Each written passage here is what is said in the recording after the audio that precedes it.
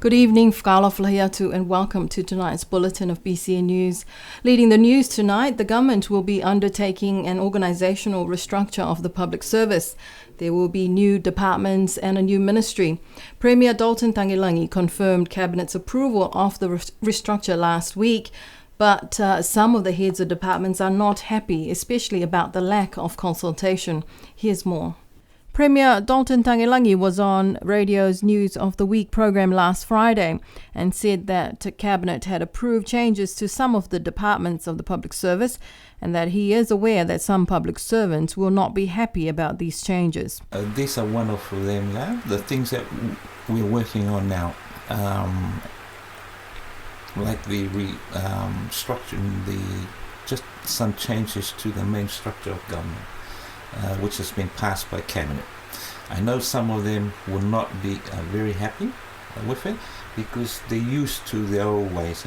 So the changes that we saw, it aligns with other, not so much copying other countries, but it makes sense. Like finance and economics, it's under central agencies. But now it's a standalone ministry on its own, a Ministry of Finance and Economics, where it deals with customs and all that, but also with the government businesses, the state-owned enterprises and the private sector. Why? Because that's the core or the heart of any government. It's financial matters, and that needs to be strengthened. And these are some of the changes. The Assembly and the executive now also has been separated. BCN News obtained a copy of the Cabinet minutes dated the 16th of November, which contains the approval of Cabinet and the proposed restructure of some of these government departments. However, the proposed changes have made some public servants unhappy about the lack of consultations. They contacted BCN News and preferred to remain anonymous, but they say that this process of restructuring the departments should be done properly through proper consultations, but that they have not been consulted. One of the directors said that the Public Service Commission is supposed to be an independent body and not to allow politicians to change the structure how they see fit, but to ensure that there is substantial evidence to support the proposals to restructure or change the structure of government. Some of the proposed restructure will see the establishment of a new Ministry of Finance and Economics. What used to be the Cabinet and Parliamentary Services will be de-established. The newer Legislative Assembly will be separated from the Executive. Some of these changes will have legal and constitutional implications, such as the establishment of the new police as national security. For example, there is also a new position of a Chief of Staff, and there is also a new position of the Secretary of Foreign Affairs. And in the new Finance and Economics Ministry, there is a new division of the Auditor General. All these proposed changes will have legal and constitutional implications. BCN News tried to contact the Government Solicitor General, Justin Kamupala, but was not able to reach him. The chairperson of the Public Service Commission, Ida Talangi Hekesi, will be on News of the Week program tomorrow to answer questions as to these changes. One key question will be how the government intends to finance the restructure with the additional salaries of new senior level positions. Former Premier Honourable Young Vivian was taken to New Zealand on a medevac flight yesterday afternoon. It's understood the 86-year-old was admitted to hospital a few days ago. The medevac flight arrived after 3 p.m. yesterday afternoon and departed about an hour later. Former Premier Honourable Young Vivian was accompanied by his son Reverend Vili Kamupala Viviani. This is the second medevac flight in 2 weeks. Last week, the air ambulance arrived to transport an injured 25-year-old to New Zealand. He was accompanied by his parents. Mechanics on the island are again raising concerns because they haven't been receiving their air freight in months. They want the government to do something about the air freight issues with Air New Zealand. While Air New Zealand says that the international freight has been majorly affected since the COVID pandemic. Here's more on that story. Willie Sanitelli, one of the mechanics, told BCN News that they hadn't received their air freight for about 6 months, which is impacting on their business income.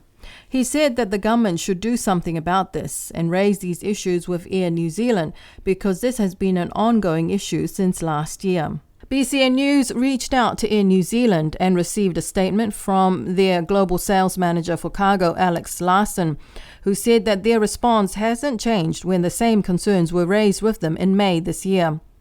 Larson said that the air freight market has changed considerably over the past year due to COVID-19, with 95% of international capacity cancelled globally.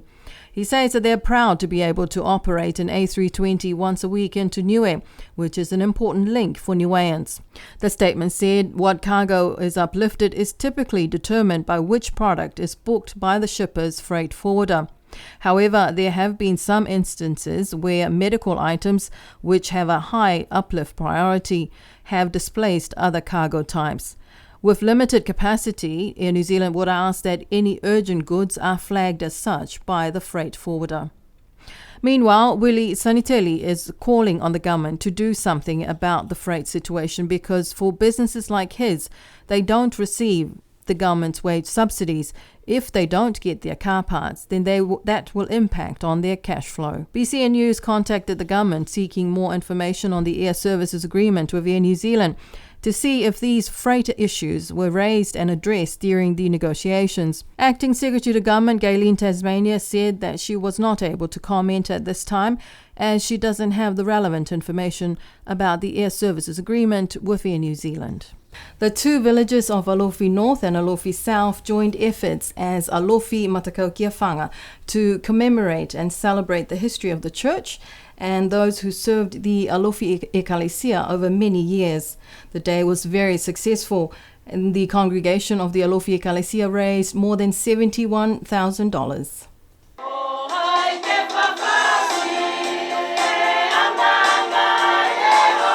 The whole day of activities started at the Ekalesia Alofi Church with the unveiling of the commemorative plaques with the names of the pastors, their wives who served in other countries and in other villages around the island, including the names of men and women from other villages who served as pastors for the village of Alofi. Also commemorated with their own plaque were the head deacons or the ulumotua of the village. The leaders of the Ekalesia Kirisiano Niue were all present, including government dignitaries, and representatives from the other church congregations presented their donations for the day. $43,000 were collected on the day and $28,000 from online donations received from the descendants of the pastors who served at Alofi and the diaspora of Alofi people living abroad. After the church service, the second part of the day was the lunch and the entertainment, and to say lunch was an understatement. 4 large marquees erected in front of the pastor's residence at the Alofi Village Green was the venue of a huge feast. Under the marquees were tables laden with food, different types of food. It was estimated that at least 60 pigs were cooked for the occasion.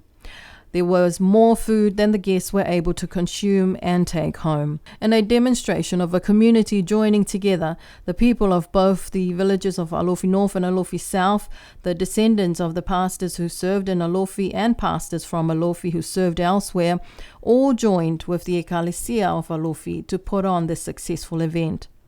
To complete the festivities, there was dancing and singing, some of it in the rain, but it was a day to remember for the Alofi Ekalesia. More than 800 tons of the island supplies were offloaded from the cargo boat last week, but not all the cargo made it ashore. Niue Bond Store's supply of Steinlager beer didn't make it ashore. Instead, it's on its way to the Cook Islands and will be here on the next boat. The cargo boat from New Zealand would normally travel to Rarotonga, then Aitutaki before coming to Niue. However, the last boat had to come into Niue first because of draft restrictions for the conditions of the harbour in Rarotonga. It was decided to offload the 869 tons of Niue's cargo so that the boat will be able to enter the harbour in the Cook Islands. Madson's local agent Frank Mokoia explained that unfortunately for a couple of the local businesses, some of their cargo, which were inside combined containers, were unable to be offloaded. These combined containers are shared between Niue and the Cook Islands importers, and because the boat was supposed to be offloaded first in the Cooks, they were not able to clear them in Niue. That cargo will not arrive in Niue until the next ship. One of those containers contained the Steinlager beer supply for the government's newer liquor and bond store. On Tuesday this week, the bond store staff informed the public that there may be a shortage of Steinlager on the island over the Christmas period. There was also a flurry of excitement as motorists tried to grab up tyres as the news that the new stock of tyres was also on their way to the Cook Islands. There were 69 containers from this boat and 57 tons of loose cargo for the two large government projects, the Niue recycling facility at Hikuwhanonga and the airport resealing project. Of the 69 containers, 5 were transshipments from Samoa and Fiji, including 2 vehicles from Fiji and 2 from Samoa. There were 7 vehicles altogether, 5 freezer containers and 9 fuel tank containers. The next cargo boat will return either at the end of December or early in January, bearing in mind the cyclone season and weather conditions may affect the shipping schedule. I'm sure we can celebrate Christmas without Steinlager. In other news, the last sitting of the Whānau Ekipule for this year will be on Wednesday, the 15th of December. Common Roll member Honourable Terry Ko told BCN News that most of his motions and some of his questions are around health issues. Honourable Terry Ko intends to seek the support of the Whānau Ekipule for his motion calling on the government to initiate a health screening program for people over the age of 18 as a measure of early detection. His other motion is seeking the support of the whānau, calling on Cabinet to establish a health insurance scheme to help fund the cost of medical referrals and medication. Honourable Ko says that he has many questions, one of which is asking the Minister of Health if there are any staff working in the X-ray lab at the hospital. BCN News contacted the Health Department and spoke with the Director, Dr. Edi Akawala, who said that the radiographer is on leave because she hasn't taken her leave since she started her contract here. She will be returning to the island on the 10th of January. And to end the news tonight, the growing demand for taro exports via air freight has booked out Air New Zealand cargo space until the middle of January next year. According to the Department of Agriculture, Forestry and Fisheries, they will not be taking any new bookings until the 17th of January. Air New Zealand's local agent Peleni's Travel confirmed that they have made allowances for around 100 white chili bins on each flight. Taro Exports is providing extra income for some families on the island. A large consignment of taro by Hamaka Niue was on the last boat, left a few days ago, with more than 900 sacks of frozen taro for the Niueans in the New Zealand market.